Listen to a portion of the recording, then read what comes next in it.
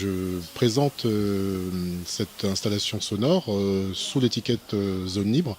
qui me permet de déployer des travaux dans le champ de l'art sonore et des installations sonores.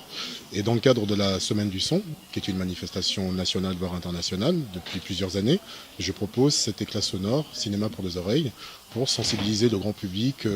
à notre environnement sonore. Pourquoi cinéma pour des oreilles? Parce que cette forme de diffusion me permet avec les casques de plonger l'auditeur dans un environnement sonore très immersif et qui lui permet justement de recomposer un petit peu des paysages sonores par toutes sortes de sensations et d'impressions, et notamment de se faire sans cinéma, sans écran, en écoutant simplement des plages que j'ai composées et qui sont des agencements de choses teintées de beaucoup de naturalité, mais aussi de beaucoup d'urbanité, par exemple, sur certains sons que je collecte dans des milieux très urbains. Et donc la superposition de toutes ces nappes sonores et mes créations électroacoustiques crée, je l'espère, une dimension cinématographique au récit et permet à l'auditeur de se plonger vraiment dans son propre cinéma et de recomposer un petit peu les scènes que j'ai voulu raconter à travers ces sons. Dans la démarche de la Semaine du Son, la dimension des risques auditifs est aussi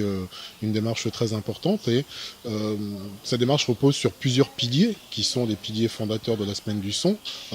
à savoir les risques auditifs, la création artistique, la diffusion et l'enregistrement, l'environnement sonore et la santé. Et sur le plan de la santé, il est évident que pour appréhender le phénomène sonore, il faut l'appréhender de façon plutôt douce. Et donc mon travail aussi consiste à,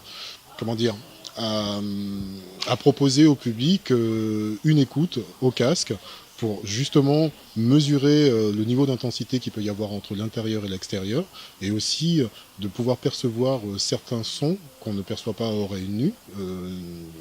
nécessairement. Et dans le cadre d'une écoute immersive au casque, je peux comme ça travailler sur des timbres, sur des sonorités, sur des climats et sur une matière sonore un peu plus fine. Pour le public, rendez-vous à partir de ce soir, qui est le soir du vernissage, 18h, et ensuite tous les jours d'ouverture du centre culturel de 10h à 18h, c'est-à-dire du 25